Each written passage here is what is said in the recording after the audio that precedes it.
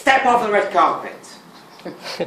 Ladies and gentlemen, Mr. Toastmaster, Madam President, fellow members and most welcome guests, do you remember your first day at work? I remember mine from a little bit more than 2 years ago. And it began with, step off the red carpet!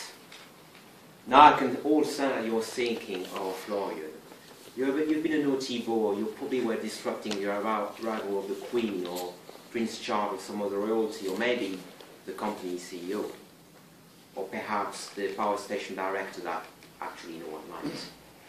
But no, this is worse than that. A lot worse than that. For this red carpet and its guardians was the only thing lying between me, my fingers, and a nuclear accident. Now you're all probably thinking, surely Florian, you've had some summer jobs before as well, maybe a bit more benign, like flipping burgers and poisoning people in the process. Or just looking after kids and doing things to them as a trade show, but no. I've had some summer jobs indeed.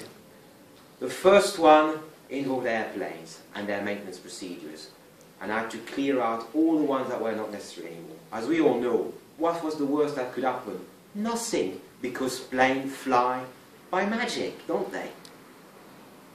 As for the second one, my German boss widely sketched out a molecule on the whiteboard and then asked me, what do you think they are being used for, Florian? And GlaxoSmithKline sponsored the chemistry department, and I said, in a naive way, surely it must be some pharmaceutical drugs, something against cancer, perhaps. Nine, Florian. They are currently being researched as super explosives.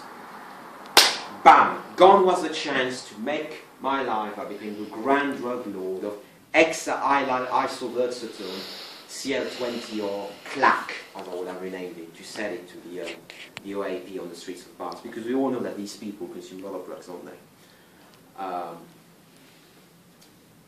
Instead, in was a flimsy piece of metal, like in between my chemical concoction being stirred magnetically and blowing up the community that I love, University of Bath. But let's go back to this first day in Hartlepool Power Station. Hartlepool is very famous for one thing that you probably know, a legend. And its inhabitants are called the monkey hangers.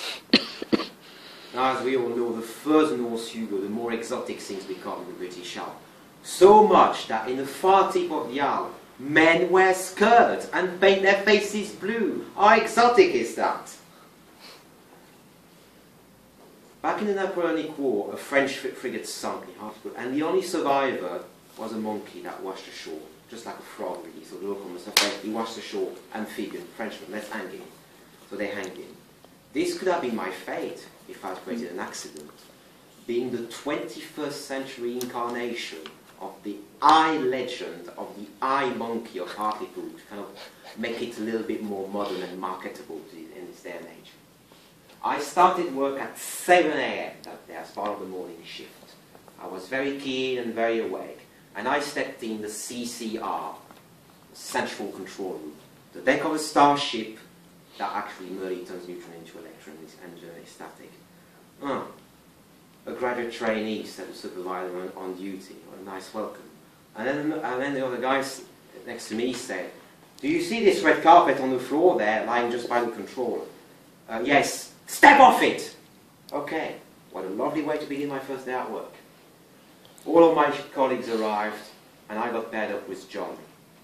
Very quickly, on a piece of paper, and with just a pencil, the amazing advanced gas-cooled reactor was sketched in front of me.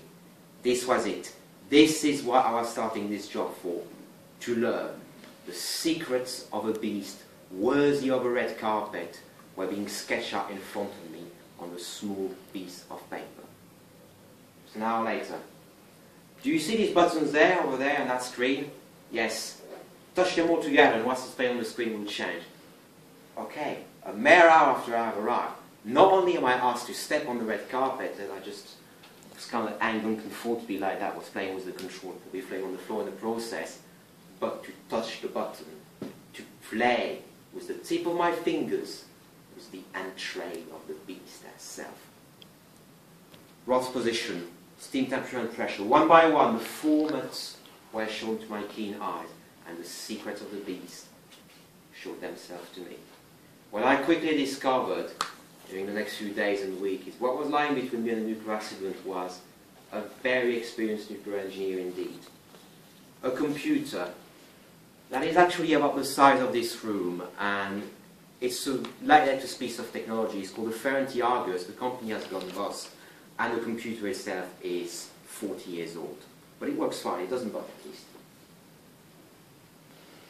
This day was starting off well indeed, and just later, "What's on breakfast?" one said. I'm like, that's too good to be true, what's happening? They're just polishing me. They want a nice, chubby monkey amphibian to hang and unleash the legend. Or perhaps they've got something more devilish in mind. It's a beast. They want to do a sacrifice. They want a nice, plumpy Frenchman to haul atop the nuclear reactor power cloud and sacrifice while they're all wearing white overall. But no. I am merely discovering the warm-heartedness of northern Britain. 1:30. Morning shift is over. I drove back home. This day was starting off quite well indeed. In a day's work, I have prevented 10 crashes before. Chemical spills, chemical explosion, and now it's merely going to be nuclear meltdown. What a piece of cake, really. I've done it all before. I confidently drove home, and I reversed into my designating parking spot, only to BAM! It's the pawn that was guarding my parking space, and but smudging of yellow paint on the blue metallic paint of my Renault Twingo. Oh dear, oh dear. But this, Mr. Toastmaster, is another story.